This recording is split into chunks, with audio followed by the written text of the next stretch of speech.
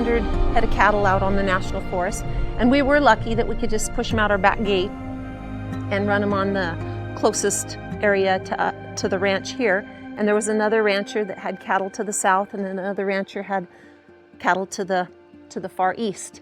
And they would commingle a bit during the summer, and at the end of the season we'd just divvy them up at the end of the year, and that's one reason we have to brand, so that we get our cows back at the end of the year.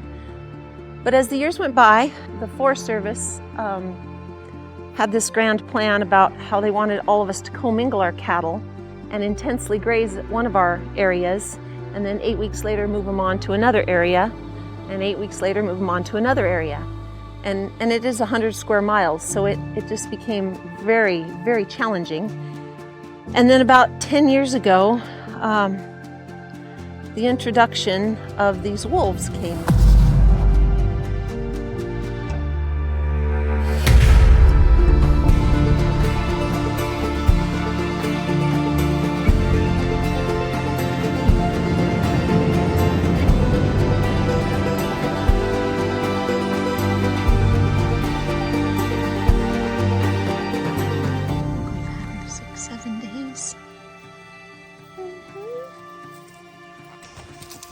Hey, where are you going?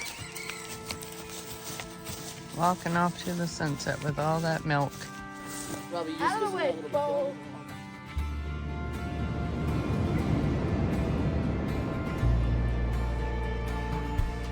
I came here for a job and I got to stay here at the ranch. And I'd actually heard about it a few years before and had always wanted to come up. And then fast forward, I landed here as a guest, and the minute, literally, I walked in the door and Kathy gave her welcoming, genuine smile, I immediately felt like I was home. I'm a friend of the McKay family, and I'm honored to be a friend of this family. And Kathy and her mom and her dad and the kids, we've been around here for at least a dozen years now. And it seems like, we talked about it the other day and we said, Kathy, we've been coming here for 20 or 30 years. We just know we have. And she says, well, Bob, I don't think so. Because, this place has only been here for about a dozen years. This building itself for 13 or 14 years, but we come so often. So it just seems like we've been coming here for so long. Seems we all have a story to tell, and I'll try to tell mine. So my parents, Steve Kahns, born in Poland, came through Ellis Island in 1926 as a 3-month-old baby in the arms of a teenage mother running from an arranged marriage. She didn't love the man that her parents chose for her, so she knew her grandparents were in America somewhere, and so she found him in Chicago. My dad was raised by his grandparents. She remarried when he was about 5 years old. His new dad was a nice man, he said, but an alcoholic. And so at the age of 8, he mentioned he had looking around up and down the streets in the bars for his dad. And so that marriage didn't last, and his mom was divorced and never remarried, so my dad was an only child. So my mom was an army brat. She moved around a lot in her younger years, also city kid, born in Fishers Island, New York, primarily raised in California. She spent some time in Hawaii and Japan, and so it's hard for my mom to establish friendships in the many moves, being a sibling of an army dad. She had 2 brothers and 2 sisters, so there was 5 of them, and she knew she wanted to be a veterinarian from 5th grade. So mom and dad went to about 4 or 5 different universities. He was a professional student. When he was waiting after the Navy, when the war was over, he graduated in 1944 from Chicago Vocational School, and he was waiting to get into Michigan State, and a buddy talked him into taking a farrier course. So he thought he'd learned to shoe horses, and probably one of the best things he said he could ever done, because everybody would hire a farrier if he could put shoes on the horse. And back then it was at $5 a pop, and he just started collecting $5 bills until he could finally purchase his first brand new 1954 Chevrolet. He worked at a couple dude ranches in between colleges. That's where he met Mom. They both ended up at WSU, Washington State College, WSC. We're married in 58. I graduated in 59. And ever since we got married, we were looking for a place to call home and raise our kids, start a family. They met in 58, got married that fall on Dad's birthday, September 4th, so he wouldn't forget it. And then they both graduated from WSU in 1959. Mom was one of the very first female veterinarians. Dad was familiar with the area in Republic, and so they thought they'd look around and see if they could find a place to call home. Originally looking for about 40-50 acres. The realtor, who had been new to the area, encouraged them and asked if they'd be interested in looking at this ranch south of Republic. And when Dad found out it was about 1,200 acres originally, he said, "No, we don't want to waste your time. We can't afford it." And yet the realtor and Mom and Dad had nothing else going that day, so they went on an adventure and to take a peek at this ranch that had been for sale for some time and had been recently logged, completely logged with not a marketable timber left. But my dad saw all the potential in the baby trees and the trees that were up and coming. And the county, the whole community, there had never been a veterinarian in the area, so that need was hopeful. And when there's a will, there's a way. At $35 an acre, it was almost more than they thought they could afford, but they were able to borrow $1,000 from each of their parents as a down payment. And the old homestead is where we started, down the road from the lodge here, about a half a mile. Old rickety farmhouse, a red 2-story building, and there was an old gold miner's cabin up behind it, and that's where they actually had to stay for a while.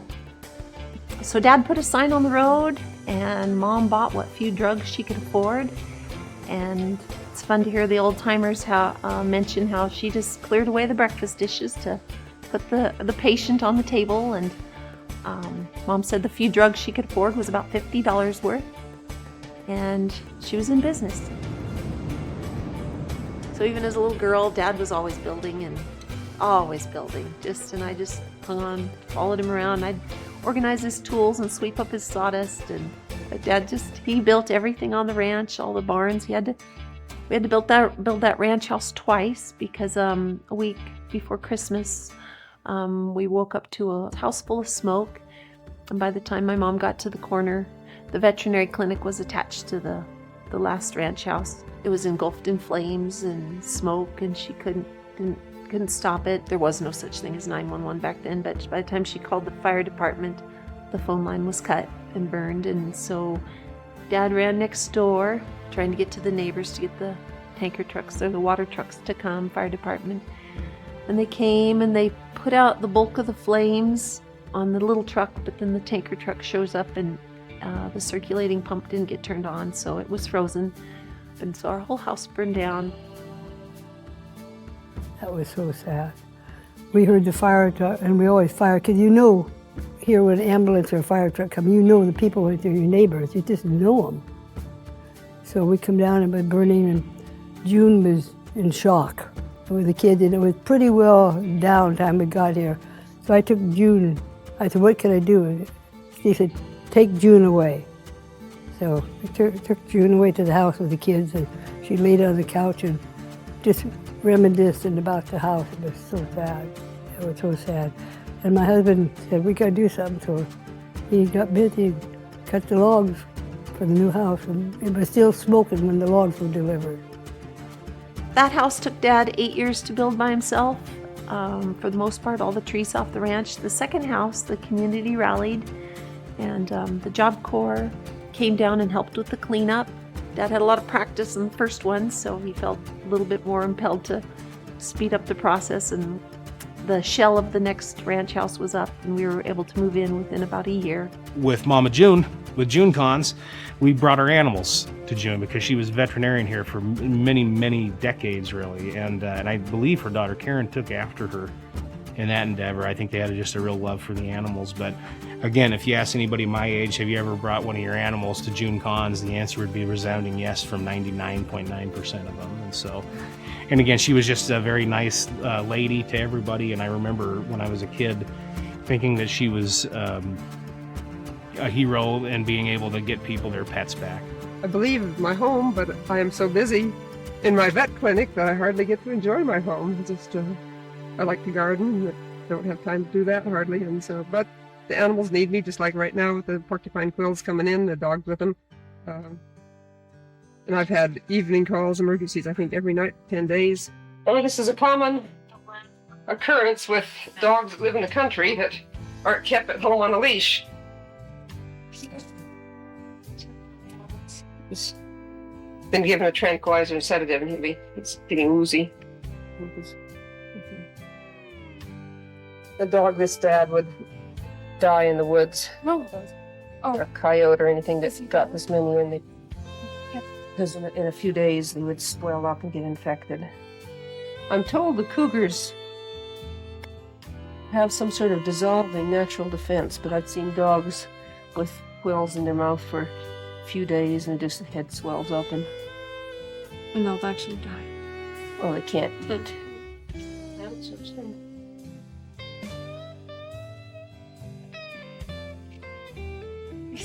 These are just a few hours old. We were born, that one was born 6 o'clock last night. Oh, they weren't? Yeah. That's perhaps. Now, there's grandchildren. Oh, is that the one you're saying? Recycled? That, well, I said, I'm not going to get tired, and I'm not going to wear out. I'm just going to, well, what I'm saying, I'm not going to rust out, I'm going to wear out. So it's, don't think about retiring, just keep going as long as you can enjoy what you're doing and are physically healthy, and so we enjoy it here.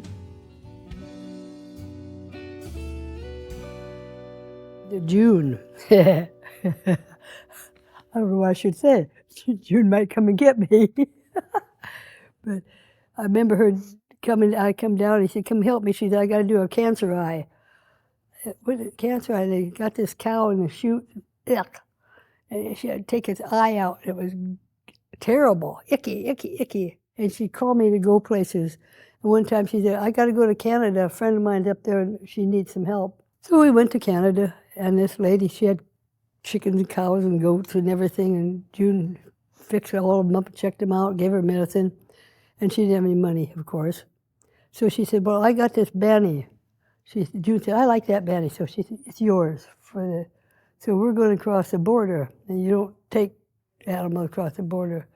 So they put me in the car, and I had a big shirt, and they put the banny right on my shirt, and the baby sat on my bra.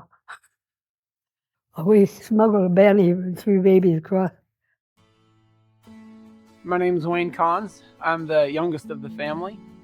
I was born and raised here. I do remember always animals. And with Mom being a vet, she has stories of when she'd go on a cattle call or a ranch visit and, preg checking or vaccinating or whatever. I remember I was little, playing with the boxes and bottles. And so going on ranch calls, it was with Mom was memorable.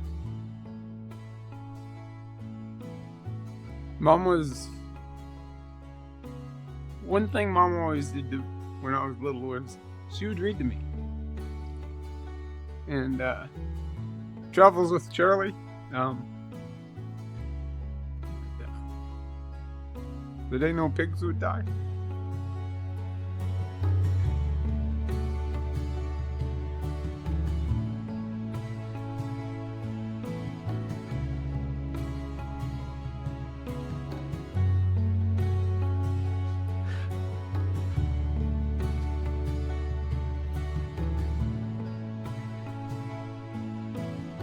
My name is Karen Kahns. I am the daughter of June and Steve Kahns.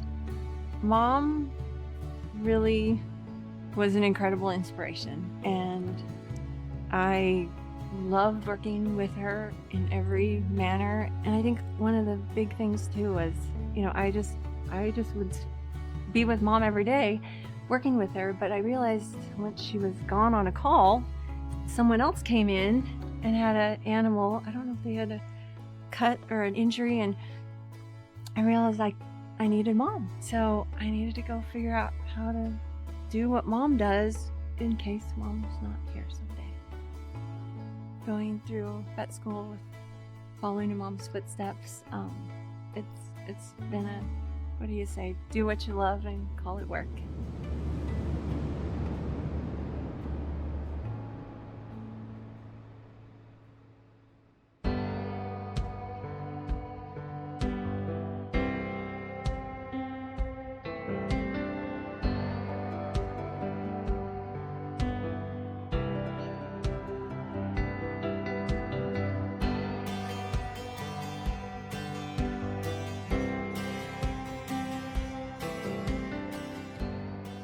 Yeah, and June, she was always there, cook for us and everything. Just sweetheart, yep. And anytime you ever had a question about any of the animals, because growing up I had a lot of animals, horses and stuff that are broke. So if I had a problem with them, June was always there.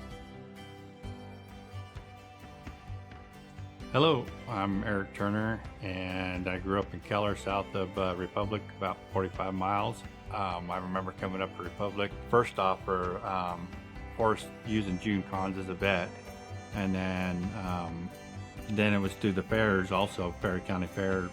Spent a lot of time up there, and that's where I actually met probably the girls, Kathy, Christy, and Karen.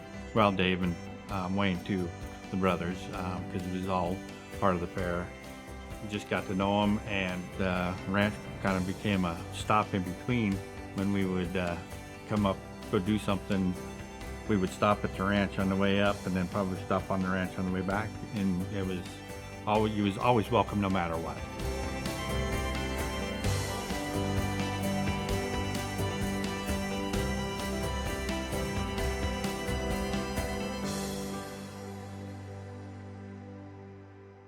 Just the love of the land and the animals and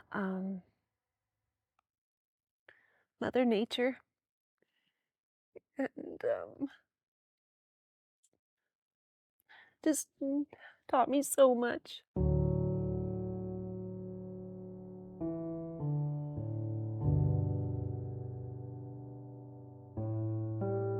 Be true to your word. And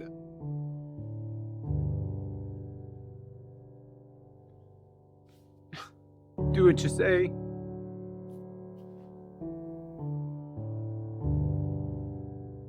When there's a will, there's a way. And don't ever give up. Fight for what you believe in. Yeah, be honest.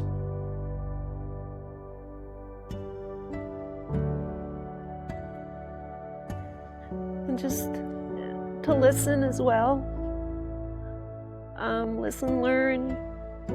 My mom was a lot of that. She was always, even at 80, she would be pulling out the encyclopedia. If we didn't have the answer, we'd look it up. They just were always teaching. And yeah, Mom and Dad, we were very frugal, I guess is the word. Saved everything, and there was never waste. Use everything we got, what we have, and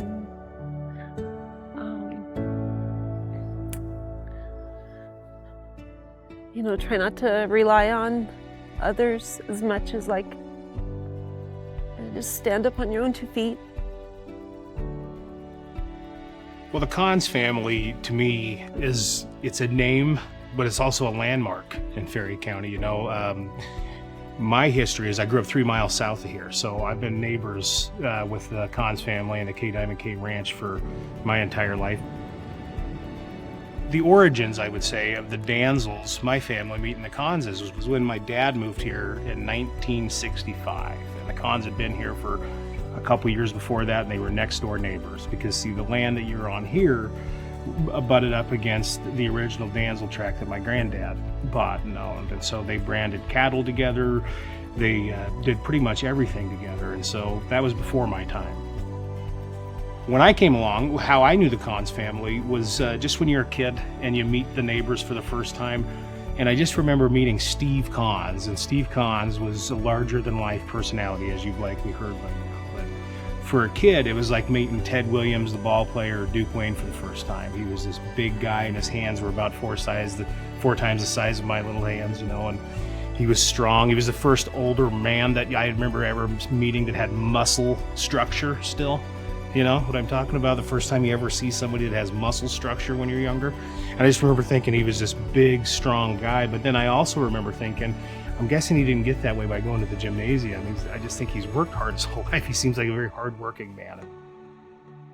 That's how I got to know him. From that, as a childhood, growing up near here, it was just kind of the most amazing experience of a lifetime. It included hay rides during the right seasons. The entire Cons family was always just so generous with their time and resources, very community minded. Dad got a job in town as a school teacher.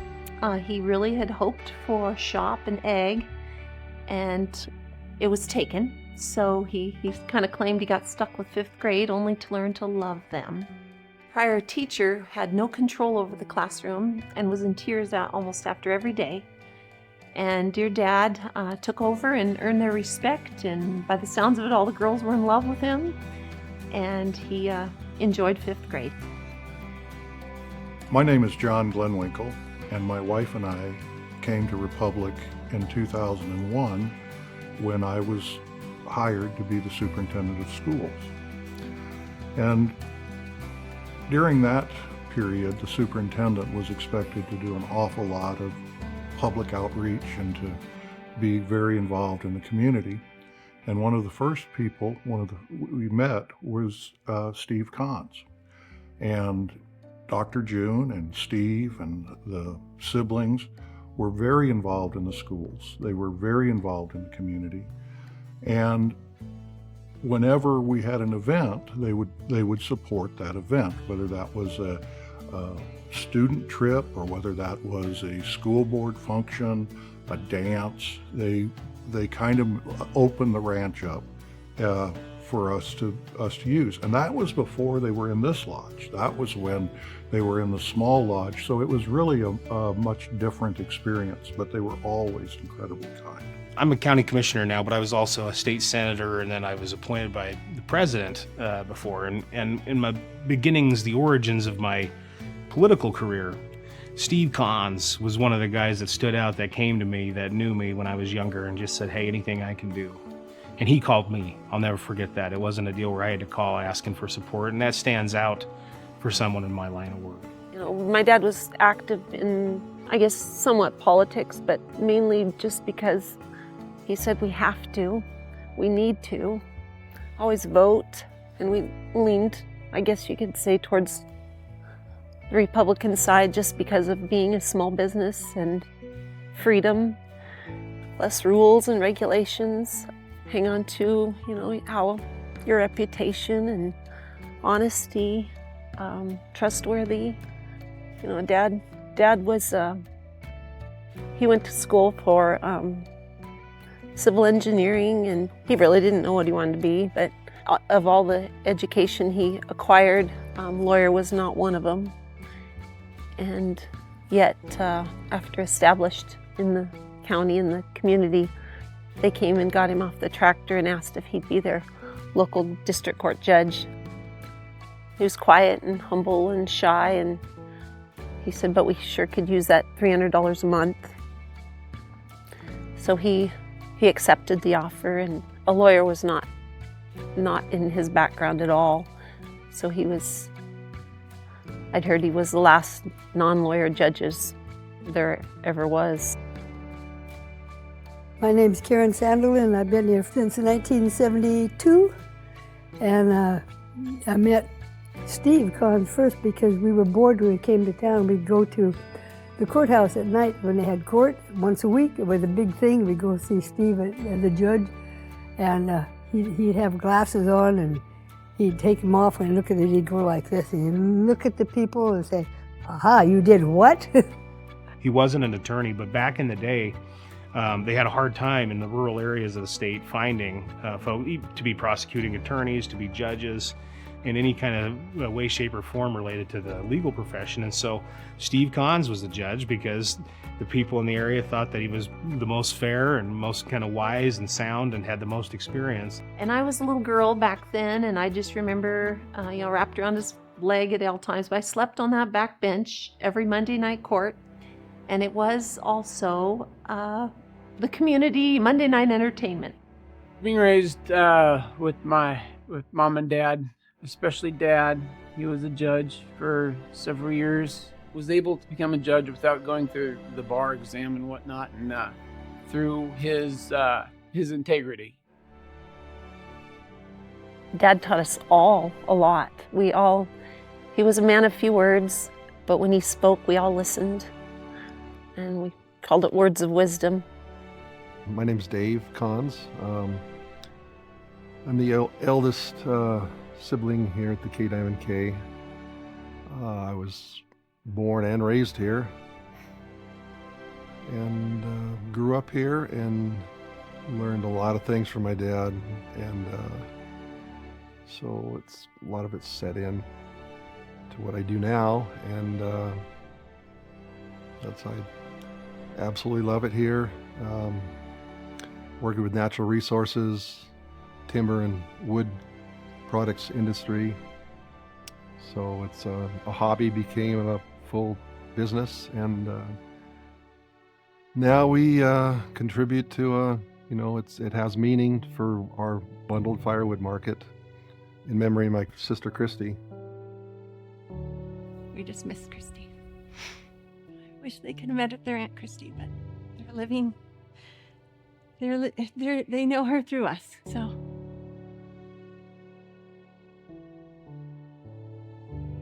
Mom had 6 children, and they lost our brother Gary when he was 3 in a really tragic tractor accident.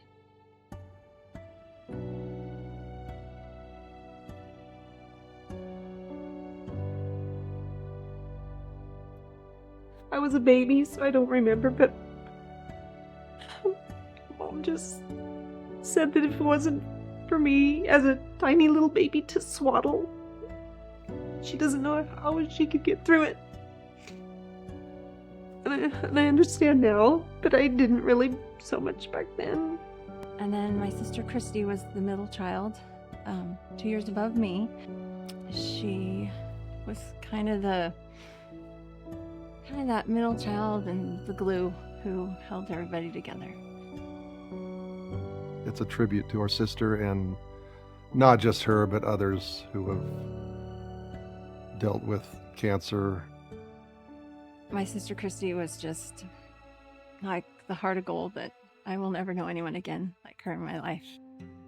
She was like my best friend, and almost like a motherly figure to me too. Like, Mom was an amazing mom, don't get me wrong, but she had a lot of kids, and she had worked so hard and did so much for everybody, which was an incredible role model, because that's now kind of what I do, and I see it in these guys.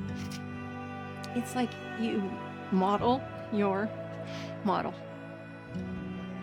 She was just so intelligent and so caring and so responsible, and just, yeah, was just like that friend, best friend you can only be lucky enough to ever have in this world.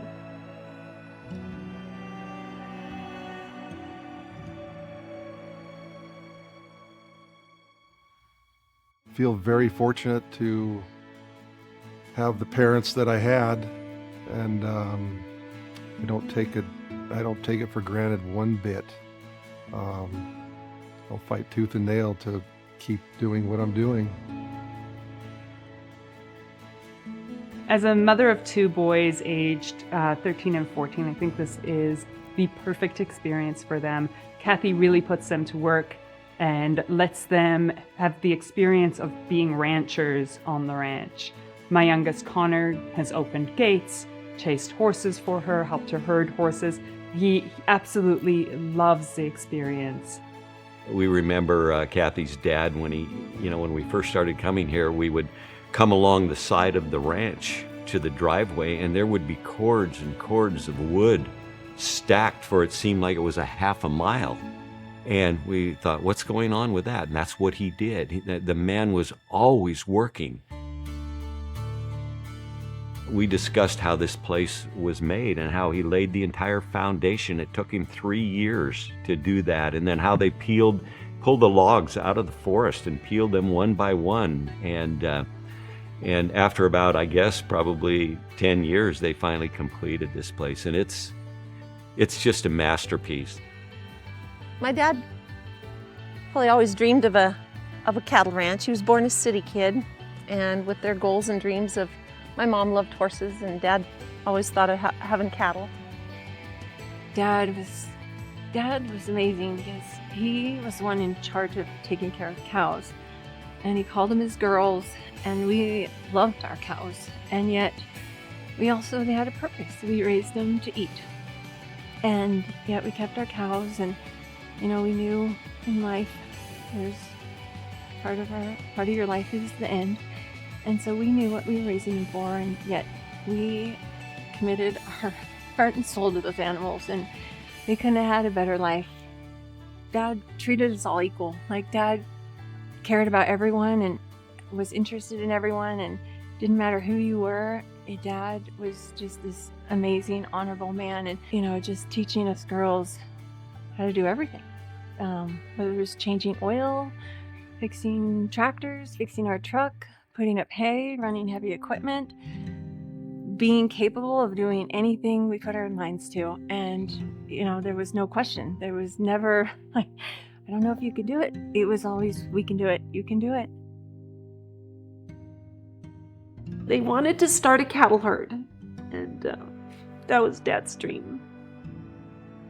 So he started out with some dairy-type calves, and so they acquired some grazing allotments on the national forest and grew a cattle herd. And they, did the best they could. So we started out with very few. And by the time I was in high school, we had 200-300 head of cattle. And I rode the range with Dad everywhere. We did not have a trailer. We were blessed with the grazing just out the back gate. So many ranchers have to haul, but we could just turn them out. We had grazing allotments on both sides. But I know he'd come home in the fall trying to look for cattle, and Dad would tell me repetitively, "Are you warm enough? Are you warm enough?" I thought I was, but I was not. I'd come home with popsicle and freezing, and and he almost would give me the clothes off his back, but I told you so many, many times. They were nice people. And we bought a piece of property right down the road, and we got the logs for free, and bought them a big pile there, and said, yeah, we're going to build a house, but we didn't know a thing. And Steve came riding through with his horse one day looking for cows, and he said, "Oh, welcome, new neighbors," and he said, "You need any help?" And we said, yes. If those watching this have not seen this place, you really need to come here. They've got 15 guest rooms here, a commercial kitchen, a bar, recreation areas, plus all of these acres out here that you can do about anything you want. And this lodge that we're sitting in here, Steve came down, we were talking one day, having coffee, and he said, I've got to do something for more money. There's no industry here, nothing to do, and cows just, the price is low, what are we going to do? I said, lodge. Well, I said bed and breakfast, and sort of moving in bed and breakfast those days. And so we sat down and sketched this lodge out on my kitchen table. And he said, that's what we're going to do. And he said, we've been talking about something like that. My parents raised 5 of us. Cattle ranch grew. My parents came with nothing, and we grew the cattle over the years. And then this meadow was a big swamp when they first came. And they were able to create the hayfield by diverting the river and clearing the land. So we get a couple 100 tons of hay off the meadow as well. So we grew up with cattle, timber, and hay. And we started graduating from high school. And Dad insisted that we all went off to college and get real jobs, that the ranch couldn't support us all. So we are all trying to figure out what we want to be and do when we grow up. And my oldest brother, Dave, he went off to WSU for a short time, and then he transferred over to Central. And I followed him to Central. Thought I'd follow in my mom's footsteps, so I dabbled in veterinary medicine the first year, but I attempted to play basketball for Central, and then just the freedom kind of made my grades not the best. So Mom's scolding me the whole time. And so I switched majors to construction management and learned to love it, and I love math, so surveying was up my alley, and Dad was one of my biggest cheerleaders there. He was a civil engineer. And then my sister Christy followed us to Central as well, and she was in culinary arts, and we roomed together at school, and she was one of my best friends. And then my sister Karen graduated from high school, and she went off to WSU to be a veterinarian. So everybody's proud of her. She followed in Mom's footsteps with the degree. We all came home every weekend, for the most part, from college with our new friends and our new roommates. And it seemed like everybody wanted to come home to the ranch and do what we do.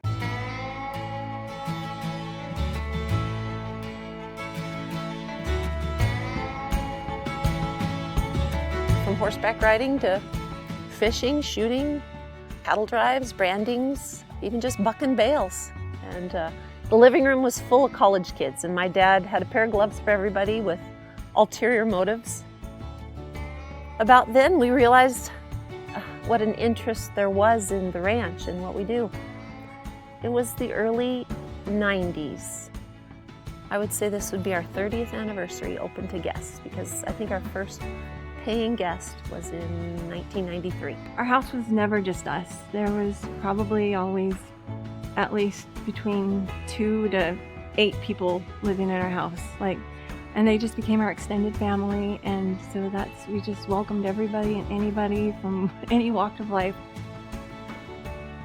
Christy and I, we looked up a few guest ranches, and this was before the internet, so we had to do some homework, and we found a couple, and we hit the road, and we went and just talked with them, and they said, well, if you love people and you love what you do, go for it. So we took rolls and rolls of film of all the ideas we could come up with and came home so excited, and Dad, I think we can do this, let's try it.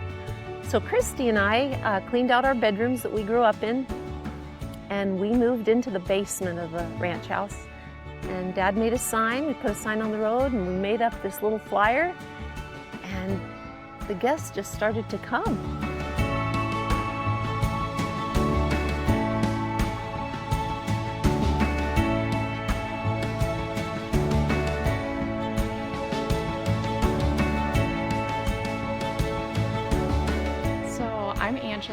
I have been coming to McKay since I was a little girl, tiny. We would come here and go to the barn dances that they'd host, and that's where I first learned how to swing dance. And when I was about 14, I started coming and working for Kathy, and would work in the kitchen and learn some stuff back there. So I've known Kathy pretty much my whole life, and she took me in as a young teenager and put me under her wing and taught me a lot about the proper ways of equine. And she actually influenced a lot of my equine, and which made me the businesswoman I am today with the horses. We actually did a trade when I was about 14, 15, and I gave her one of my broke horses I knew was going to be super safe for the guests. And I ended up getting a little red paint mare, and I still have her to this day. That's my heart horse. And Kathy really has been the biggest influence on my life with horses. And it's just so special to me because this place is deep in my heart without that. This place, it's like home. You come here and it's home. Everyone's so nice. She's so sweet. She makes you just feel like family. Her biggest smile. She has a smile that lights up the room. She really does. She made me feel like her daughter, her family, and there's no words that can explain Kathy because she is just the sweetest woman there ever was. I truly love her so much. My name's Andy Martin. I've been coming to the ranch for the last 18 years. Yeah, I just like coming up here.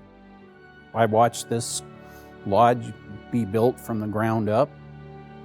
First time they opened it up, I was in here by myself for a couple of days, which was a little weird. Not used to that. My first time outside of, I guess, a hotel, being somewhere. But yeah, it's just been fun watching it and getting to interact with people from around the country and around the world. My name is Janet Sherlock Bitzeff, and in the mid-90s, my husband and I were remodeling what was a very rustic cabin in the mountains. And we were still working then, so living in Seattle, but we'd come over on weekends. A friend in Republic told us about this ranch, K. And even though we were very busy, just for 2 days on a weekend, we always made time to come here. Our first experience grabbed our hearts. It's the heartfelt hospitality, the outreach, the fellowship, the story of how this magnificent lodge was built. It is so much more than just a guest ranch, because the McKay family, Kathy, Brian, Stephen, when you're here, you're family. There is absolutely no doubt about that. You know, the K logo with the diamond in the middle, I'd insert a heart as well. All the time we visited, she had this tiny little creature on her shoulder, around her neck, and so forth. I said, oh my gosh, look at that. I wasn't surprised though, because she loves human nature, animals of any kind. It was a baby ground squirrel. Now, I'll be honest, I didn't tell Kathy this, but I'm not a real fan of ground squirrels because they do a number on your yard. However, for an older person even like me, I learned something by watching Kathy love on that animal. So now when I see the ground squirrels around the house, I talk to them. I don't have the same negative feeling that I had. That's the other thing about K. You participate, you learn, you really are part of the family. It's quite amazing.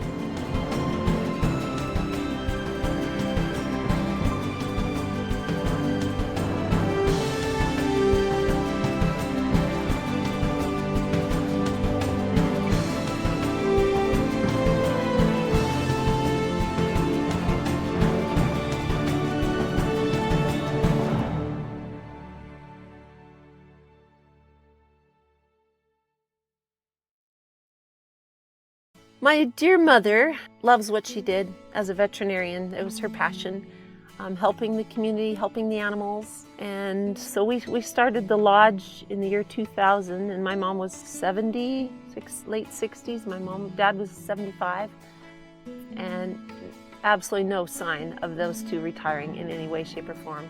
So my mom practiced, and especially when we started the lodge, financially, there was no way she could quit. And then even myself, just working 5 jobs just to try to make sure all the bills were paid at the end of the day. And so we just limped along with the lodge and made progress as we could afford. After 7 years of working on that lodge, from the foundation to the shell, the time came for a roof. And my husband and I spent 3 months on that roof, putting that first layer of tongue and groove on. But then we realized getting assistance for the rest of the roofing was necessary. And we actually we're kind of trying to push a pencil, and even wiring and plumbing and septic. and heating system. We're just like, oh no, all these things cost money.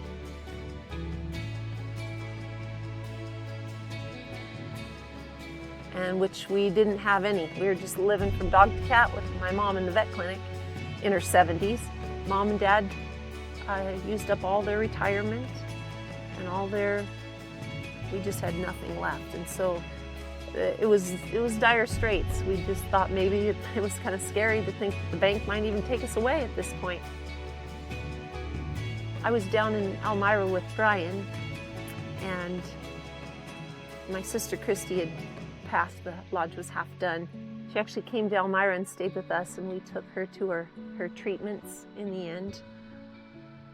But it's when Brian said, I think we need to go home. You need to go home. And I remember telling Mom and Dad we were coming home, and they both cried too. I left it up to Brian to decide, and I was thankful when he said, let's go home. You need to go home. So I'm Brian, Kathy's husband. We met, probably about 1994 at a rodeo in Spokane. I was on a blind date without her, and she was on a real date with someone else. Anyhow, wound up at some dance hall and kind of went from there. And married in '97 here at the ranch. Her dad and brothers and everybody built that barn over there. And then we started our family at the farm in Elmira and had our kids there. They went to school till about 3rd grade there, and then pretty much moved up here in 2008. Yeah, just small community, great neighbors. I mean, not the best looking, but they're cheap. You don't have to pay them, well, we don't pay them at all. Just small town, you know everybody. Everyone's there to help out, which I'm sure there is in cities also. Don't get me wrong, but it's just been a nice place to raise family. Spend our time here on earth, what we have. We enjoy the work. It's not really work. It is, we call it the bigger fire method. So you get up in the morning and you go to the biggest fire and do what needs done the most at that time. The wolf population in northeastern Washington is on the rise, while their protection has been a priority for one guest ranch just south of Republic. These wolves are creating a pretty big problem. K Diamond K has always been a place of serenity where people and animals could come to relax. But in the last few months, it's been anything but peaceful. They're all hungry, and I just feel like we're the dog dish. According to Kathy McKay, who owns and operates the ranch, wolf packs have taken aim at their pastures, leaving dozens of livestock dead within just the last couple of weeks. Kathy saying they're surrounded with no end in sight. But we'd come over the edge every morning, and there was bloodshed. Now behind me here in this meadow is where Kathy says a lot of these killings are taking place. She says the wolves come out from out of the mountains, come down into the meadow and kill things like alpaca, pigs, deer, and donkeys. According to Seth Thompson with the U.S. Fish and Wildlife, they have been able to identify a new pack in the area that could be contributing to the problem. They've recently caught one wolf and had to release her due to existing protocols. We have to have, according to our plan and protocol, we have to have 2 non-lethals in place for a reasonable amount of time to try to work, or they haven't, or they've shown that they're not going to work for this particular ranch. Then we would consider non-lethal or lethal control at that point. Kathy has also called on nearby Coville tribe members for help. Some have just been surveying the land, and others, like Josephine Bakudas, are taking shifts at night, making sure the wolves don't attack. These non-tribal members don't have enough rights to protect their own land, and they're not given enough rights to protect their animals. And so I'm out here to help the survival of the family's way of life. Tribal members have different treaty rights when it comes to hunting wolves, and while Josephine says their goal is not to kill them all, she says when a pack is this much of a threat, they are able to help and in turn rebalance the predator and prey relationship. It's supposed to go back and forth, but with all of this food readily available, that relationship doesn't work very well. Going forward, Kathy says all she wants is peace in the pasture to return, but right now she's having a hard time looking forward unless the wolf problem is addressed. I personally would love to see them all eliminated.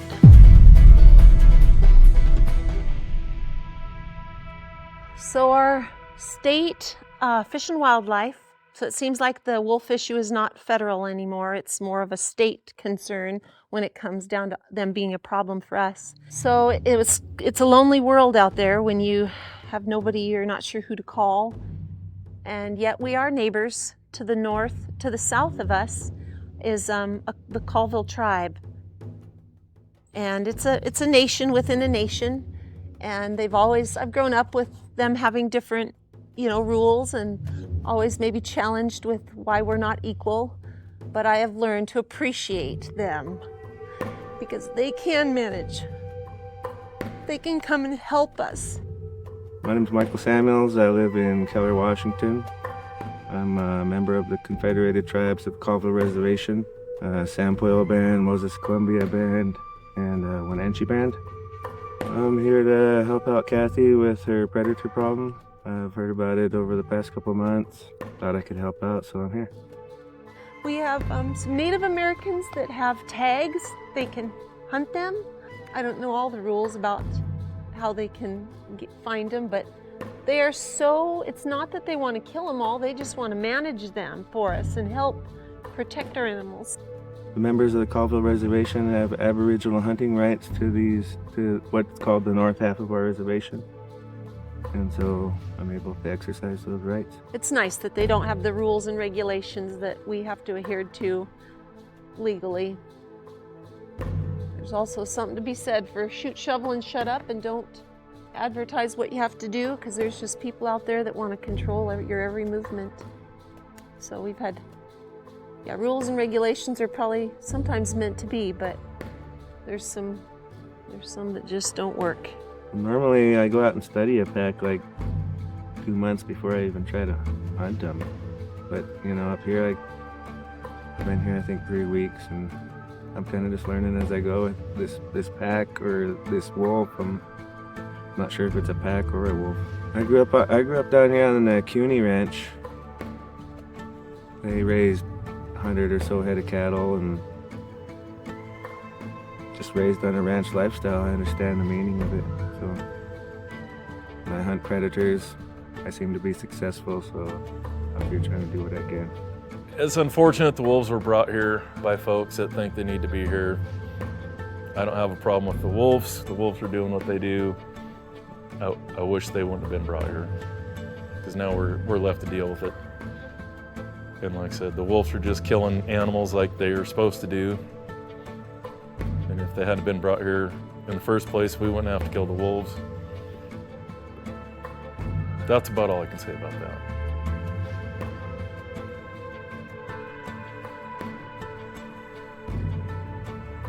Fish and Wildlife came, and there was about 5 of them, taking pictures of the wolf damage and the dead donkey and the injured donkey, and they said it was illegal for me to bait them to try to catch them in the act, and that we needed 4 kills within 30 days, and we only had 3 kills. And so we're just waiting for another one to get killed before they'll even come help us. Their way of helping us is putting flashing lights in the field, which they did the first time, and a donkey was killed right next to that flashing light, so it obviously doesn't work. They just were hopeful it was some kind of a deterrent.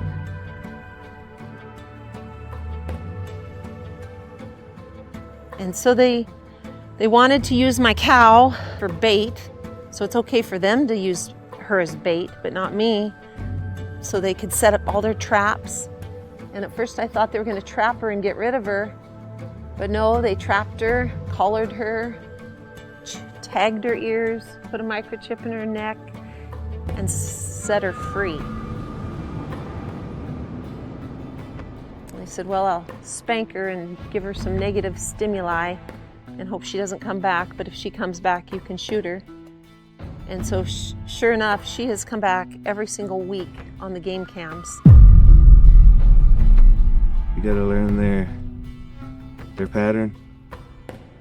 They got what's called rendezvous sites where they frequent. You figure that out. It shouldn't be long after that.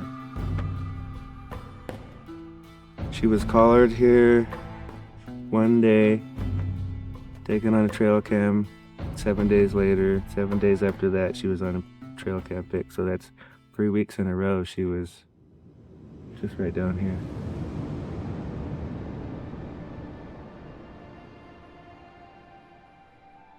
You know, I could protect every single night of my life, but it's like, is this our new normal? It's just unbelievably, I find it unbelievable that people who make these decisions are in control of our life, our lifestyle, our livelihood, and the survival of all of our animals, and how these wolf lovers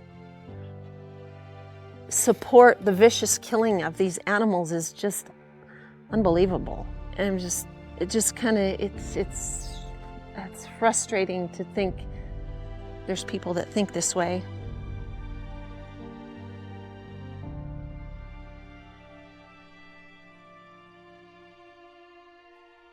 Yeah. What else, buddy? What else, buddy? Darn it. So yeah, those stinking wolves have killed 4 of our horses, a mare and foal, our cart pony, a little miniature horse, the 2 donkeys, 6 pigs, and dozens of cattle. We're missing probably 7 of the beef cattle right now and 2 of the longhorn babies. I can't lock them all up. The pastures are their freedom. They love their freedom. And I just would love to see peace in the pasture again. My son and I took over 3,000 people horseback riding last summer, and I think we're hanging it up for a while until the wolf issue is resolved. We don't want to hurt anybody. These guys don't want to hurt anybody either, but they're flight animals, and you know, when they watched their pasture mates just get eaten alive, they're flight animals, so they're gonna spook at movement in the grass. They're just being careful, and so I don't know when and if we're going to be riding anytime soon. But the ranch has a lot more to offer than horseback riding. We can come and we love on them. We love them on them all day long. We don't have to ride them. We can just love on them. They can be pets too. Yep.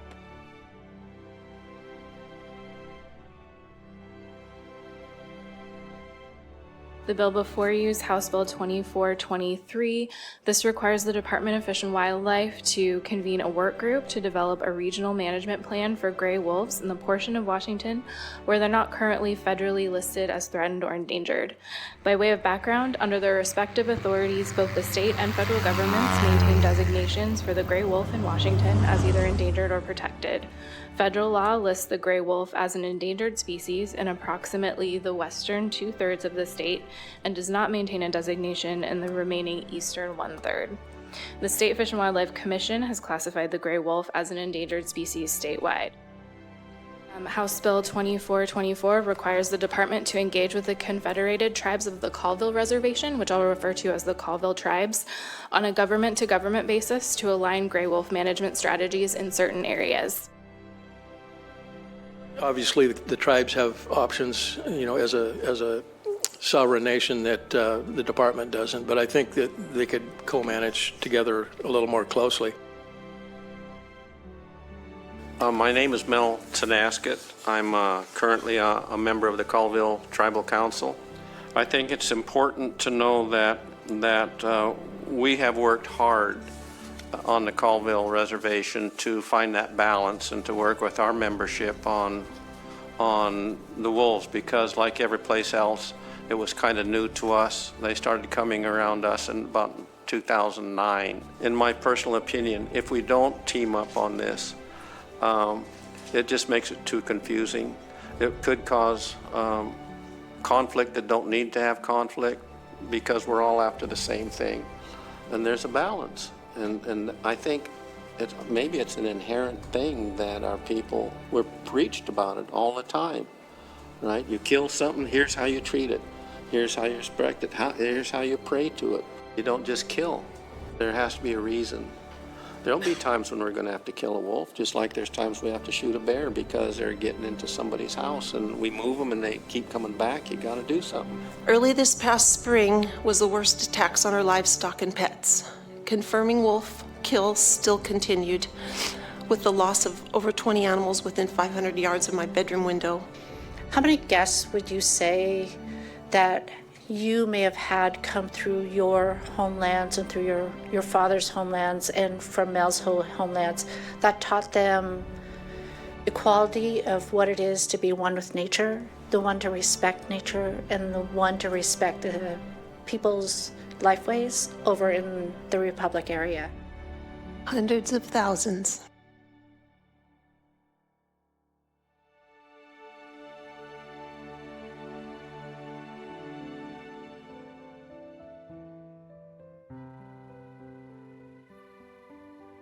We have some fields down there, and we'd let the hose just run off down the driveway, down this little hill, and it'd make a bunch of puddles, and we'd just go hang out in the puddles in the sun, in the mud. We were wild. Yeah, she was awesome.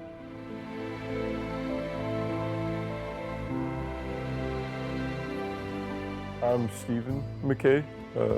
Grew up in Elmira. Moved here in Republic when I was about 4 or 5. Went to school in Republic from kindergarten all the way to 12th grade.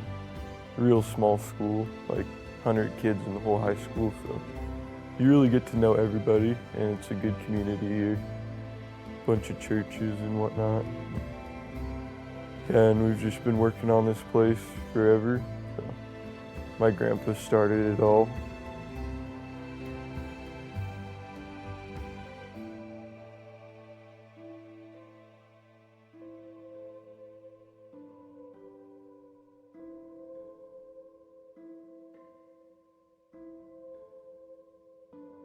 So Alexis Rose McKay, born June 22nd, 2002. What a little gem. She was just kind and sweet, and she captured a lot of hearts.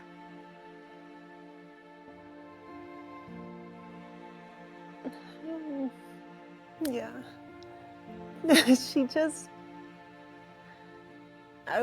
I'm amazed at how many people knew her, and even guests who came here. Lexi reached out, and she was the first to take him to the petting zoo, show him the kittens, show him the chicks. She knew where everything was hiding. She knew where everything was, and she always had that enthusiasm. Like, I'm probably gonna have, like, so many cats.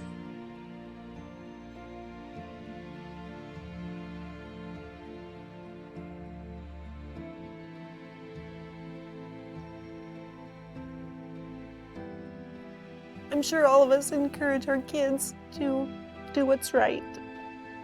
And growing up in this environment, we encouraged her to reach out to those who needed it most. And, you know, if there was anybody quiet or shy, Lexi's turn. Lexi, take them. And I really didn't realize how much she implemented it, you know, at school. You know, Lexi, you know, be sure to say hi to the new kids. And if you see anybody sitting alone at lunch, you know, go sit by them or include them. I didn't know how much she did that, but until I heard it from everybody, and how many kids showed up on, whether it be Facebook or something, or just comments how Lexi was their only friend. And I sort of regret it to this day when she would ask me how many friends she could bring home after school. And I would try to limit it to 2 or 3. And now I wonder who got left out. This would be 2014, right before Christmas, 14 or 15. I don't remember now, but it's normal Monday evening on the couch watching Monday Night Football, and she had been kind of ill for a little bit, but we thought it was mainly just tired. She's 13 and playing volleyball and basketball and softball and very athletic. I think it started out with a little bit of headaches. Well, okay, well, maybe you can take an aspirin. And she said her back was hurting her a little, and we're like, oh, that's odd.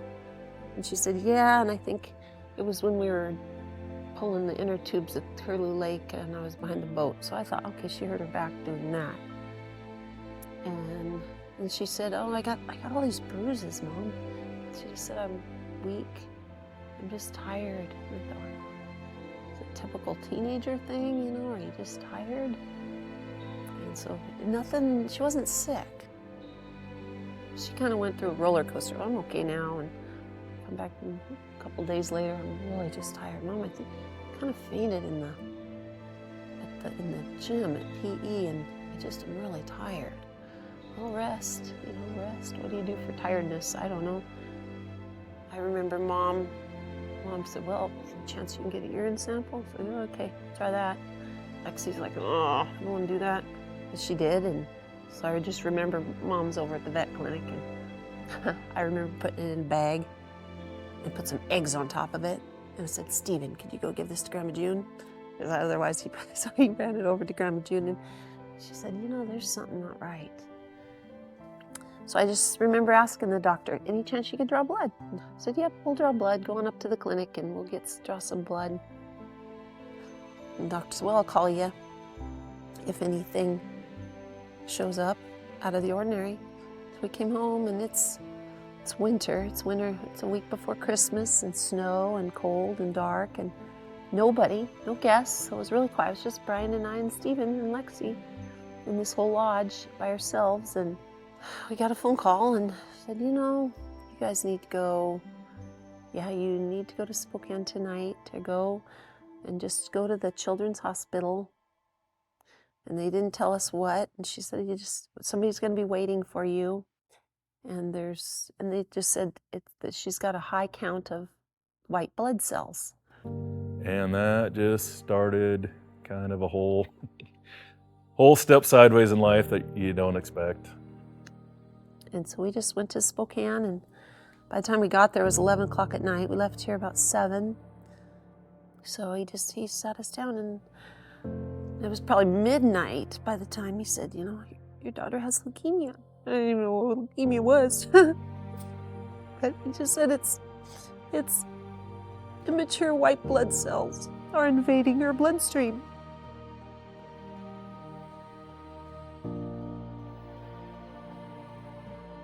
So we ran her to Spokane that night,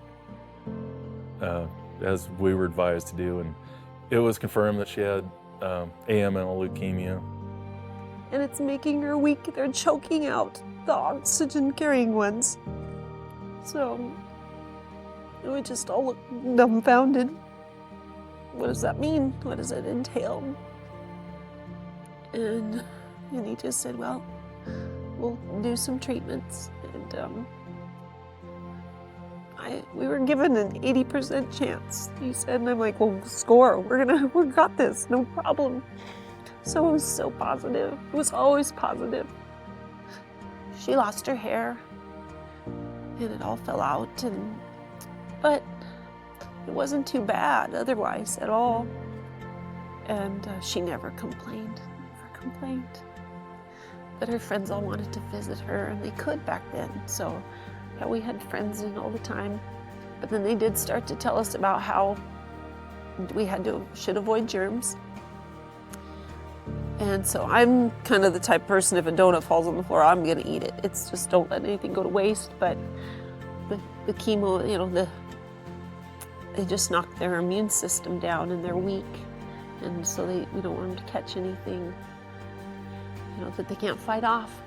So it was good news. It was always so good news because they took care of the problem. And the immature white blood cells were gone. And they tackled them, and Lexi got better. She was actually fine. What we would say was in remission. So we're like, well, then why can we just go home? If she's better, you cured her, you helped her. They said, no, you need a bone marrow transplant because the bone marrow is the factory, and that's what is causing. And I kept asking, well, is it really going to come back? And they just said it's probable. They transferred us to Seattle. So we went off to Seattle Children's Hospital and proceeded to go with a bone marrow transplant. And so then the challenge of finding a match. It was heartwarming to see how many people rallied for find a match.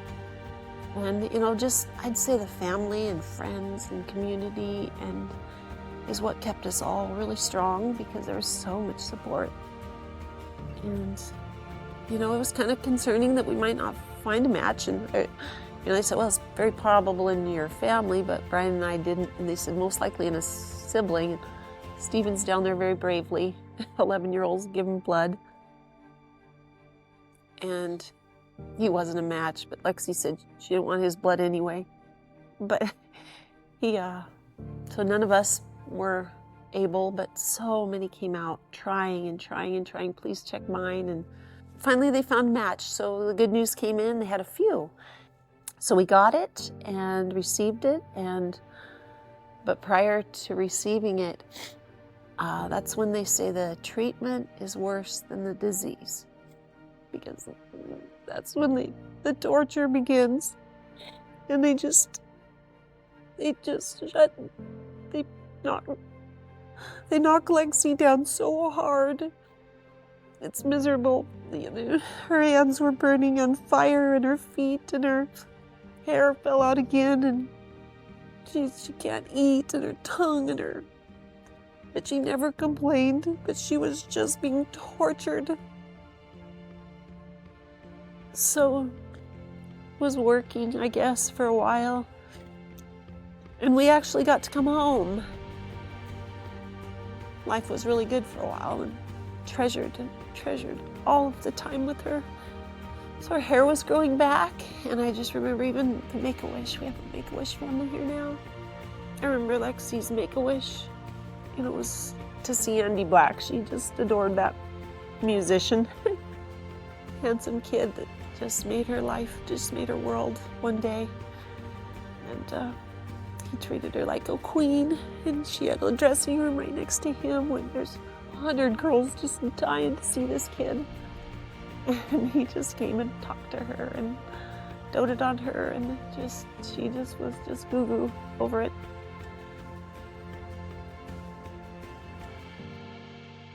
Graft versus host disease. And it's where Lexi was trying to fight off the bone donor. So we get Spokane's just there. I love the people in Spokane, but they say, you know, you gotta go back to Seattle and we gotta try this again. We gotta start over. It's like, oh, goodness gracious, you know, really? And your world just starts falling back apart. So we go back to Seattle. We're like, we gotta go through this again.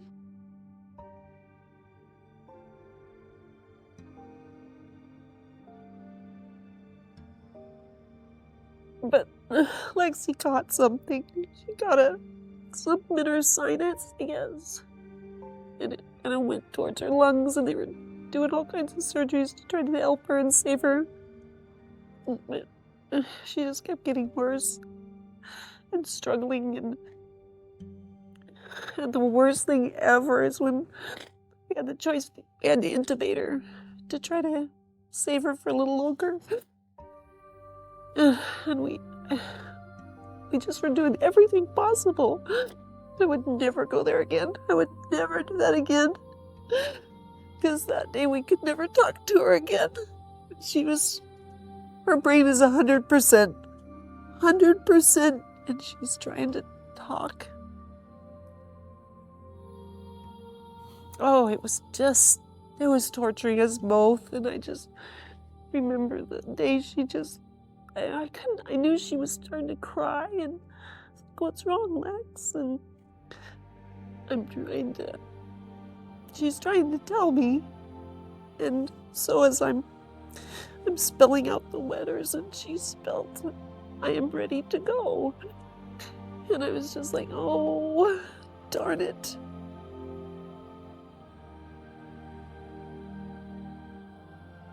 You know, I think she was hanging on for me more than anything. But she was just done. I think there was no light at the end of the tunnel. And my mom's back here at home. I know my mom probably could have saved her. Mom was full of suggestions and ideas, but we just followed nobody's perfect. And we ran into some incredible doctors. And yet some are, they're only human. And we deal with humans all day long, so I totally get it. But when it's your daughter, you wish you had the best of the best of the best. We just thought it out very carefully. But all agreed that we'd come to the conclusion, let's stop her suffering.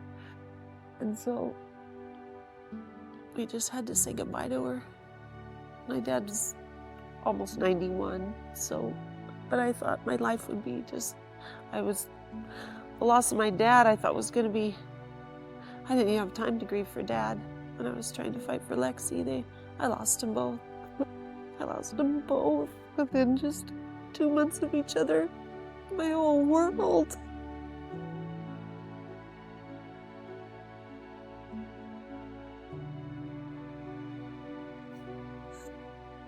My whole world, but I'm so thankful for Brian and Steven and my mom. I had to stay strong for all of them, too. But yeah, oh my gosh, Lexi and Dad were just incredible people. You're tested personally in those situations. I think the way we grew up around farming, ranching, the animals, I think we're exposed to life and death more than a lot of people. Not that it makes it easier or right. I think helped us through that journey, I think.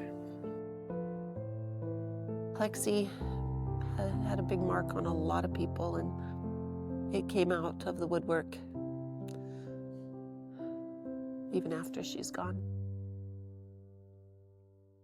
I am 9 years old and I am in 4th grade because if you vote me, we will do lots of fun things like at the end of the year. I am a very good listener. I will make sure the right messages get sent to your classroom. Sing yay for McKay!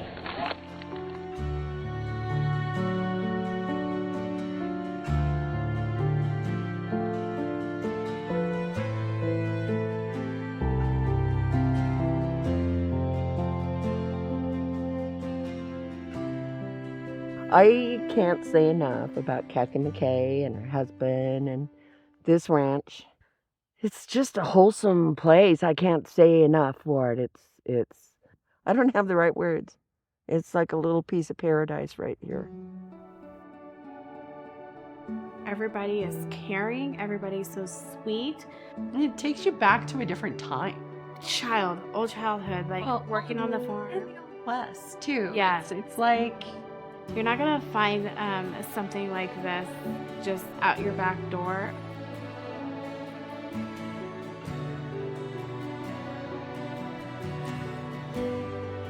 The future of the ranch is, I don't know. We're getting older faster than we want. You know, there's family dynamics to consider. Of course, hopefully someone from the family picks this thing up and goes. It was her dad's dream, and you know, the whole family's carried it on. Kathy probably more so than ever now. She has the personality for it. The ranch is nothing without Kathy. She has a smile on her face every day and the energy. Hopefully that lasts forever. Like I said, otherwise someone will have to step up, and I hope carry on with it.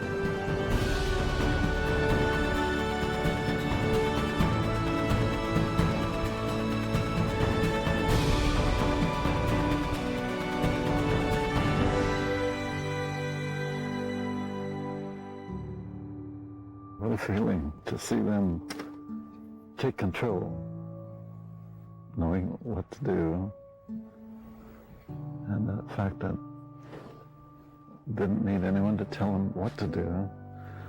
They're doing it on their own. What a feeling. They really don't need you specifically, or maybe perhaps do it on their own. Again, the fact that they could do it on their own.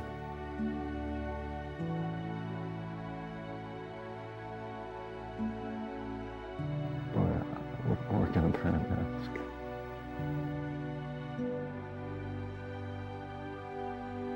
Sometimes it's tough to show them how you feel. What a family.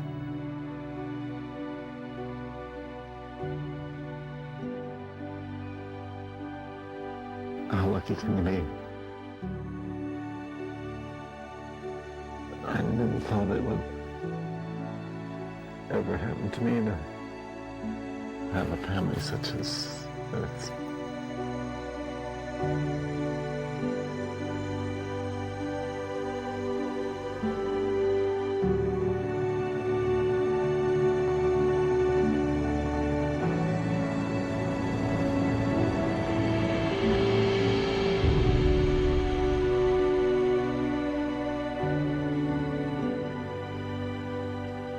That you put, Karen? Kathy, yeah. There's a second house going up. You're shorter. I was little. Or I'm taller or something. How about the story when Wayne got ran over Oh, by the Mustang? that was scary. That was fun. No, that wasn't fun. That was scary. I remember that very well. We were cleaning the carport. Superman is not real. We're making fun of your glasses here.